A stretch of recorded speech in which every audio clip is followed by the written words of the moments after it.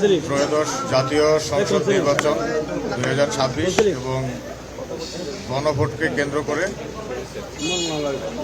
আমাদের rapid action battalion 7 এর দায়িত্বপূর্ণ এলাকা চট্টগ্রাম, ফেনী, খাগড়াছড়ি এবং রাঙামাটি এই 4টি জেলার মোট 20টি আসনে মোবাইল স্ট্রাইকিং ফোর্স এবং স্ট্রাইকিং রিজার্ভ হিসেবে মোট 50টি টহল দল নিয়োগ করা হয়েছে এবং এছাড়াও বিভিন্ন গুরুত্বপূর্ণ স্থানে আমাদের সাদা পোশাকের গোয়েন্দা দল থাকে।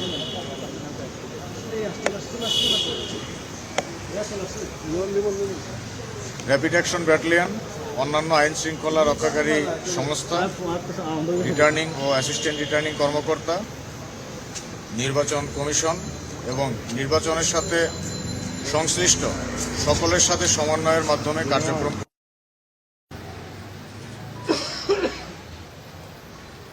একটি সুষ্ঠু, নিরপেক্ষ এবং ভয়ভীতিহীন নির্বাচনী পরিবেশ তৈরির জন্য বিগত 1.5 বছর যাবৎ দেশের সকলেই অক্লান্ত পরিশ্রম করেছে এবং আগামীকাল 12 ফেব্রুয়ারি 2026 তারিখে নির্বাচন অনুষ্ঠিত হতে যাচ্ছে। এখন পর্যন্ত নির্বাচনী পরিবেশ সম্পূর্ণভাবে সুষ্ঠু এবং নিরাপদ রয়েছে। আইনশৃঙ্খলা রক্ষাকারী বাহিনী এবং অন্যান্য সকলেই এই পরিবেশ নিরাপদ রাখার জন্য সম্পূর্ণভাবে সচেষ্ট রয়েছে এবং সর্বোচ্চ সংখ্যক ফোর্স সকল বাহিনী মোতায়েন করেছে। জনগণের প্রতি আমাদের প্রত্যাশা যে এই সুষ্ঠু এবং নিরপেক্ষ নির্বাচনকে সাফল্যমণ্ডিত করার জন্য সকলেই নিশ্চিন্ত মনে, নিরাপদে এবং নিরপেক্ষভাবে আপনার ভোটাধিকার আপনি প্রয়োগ করবেন এবং কারো দ্বারা প্ররোচিত না হয়ে নিজের ভোট নিজে দিবেন। একটি গুরুত্বপূর্ণ বিষয় রয়েছে, সোশ্যাল মিডিয়াতে অনেক ব্যক্তিই দেখা যায় ফেক আইডি তৈরি করে বিভিন্ন ধরনের অপপ্রচার পরিচালনা করে থাকে।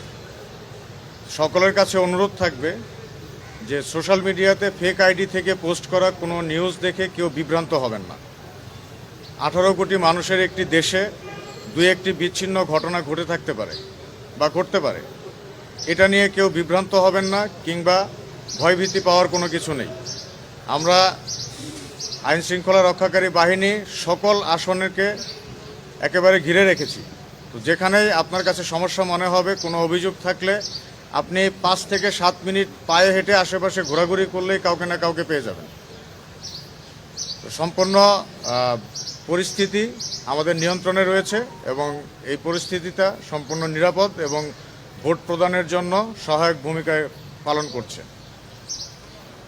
জনগণের কাছে আমরা আশা করব যে আপনার ভোট আপনার অধিকার এবং আপনার ভোট আপনার রাষ্ট্রের প্রতি দায়িত্ব। এই দায়িত্ব পালনে আমরা সবাই একসাথে কাজ করি এবং এই নির্বাচনকে সাফল্যমণ্ডিত করি। ধন্যবাদ সবাইকে।